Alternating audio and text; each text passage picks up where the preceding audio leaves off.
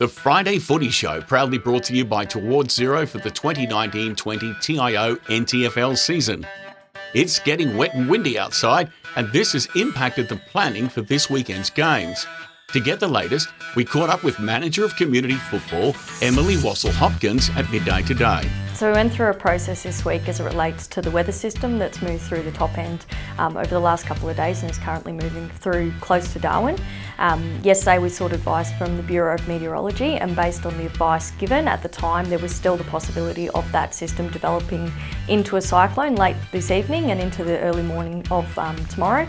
As such, we took precautionary measures to move the Friday evening games. They've all been rescheduled to Sunday fixtures. We've also moved the Tiwi fixture across to Tracy Village. This was based on advice from the police on the island. So the most recent advice from the Bureau is that it's not going to develop into a cyclone, fortunately. However, it is still going to be a very wet weekend of football, which we are used to here in the top end, being wet season football, but we advise to pack an extra towel and a spare set of clothes for the weekend. So changing fixtures around is never easy, regardless of the circumstances, so we thank all the clubs for their cooperation and support throughout this period. Be sure to stay up to date with all things weather-related by visiting the AFLNT website and following the NTFL Facebook page. Assuming the Men's Premier League games go ahead as planned, we have 4 live streams for you to enjoy.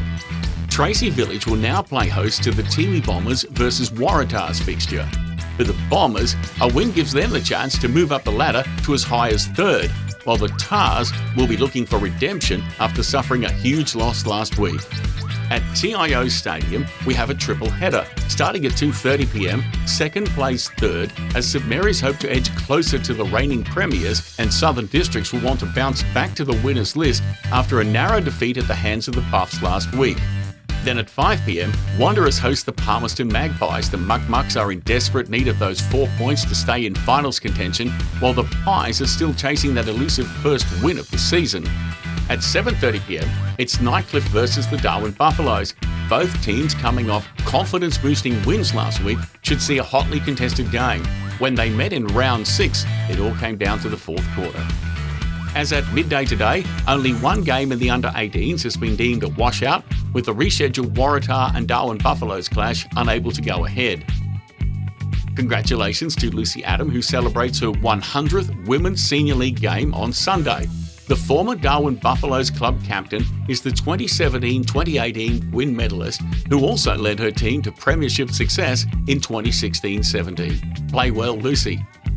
NTFL memberships are now discounted and present great value. With the pointy end of the season looming, the memberships grant you access to all games across all venues until the final day of the season. Think you know who's going to snag the points this week? It's not too late to register for the 2019-20 NTFL tipping competition, with thanks to Intersport. See tipping.aflnt.com.au to sign up and to get your round 13 tips in today. Now let's take a look at the NTFL play of the round. When voting closed this morning, it was Ryan Wharf, whose crafty toe poke goal for Palmerston that earned him the most votes.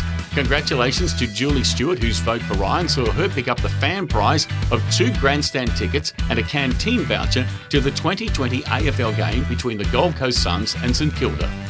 Well, that's a wrap for another Friday Footy Show. Enjoy the footy and please stay safe and as dry as possible this weekend.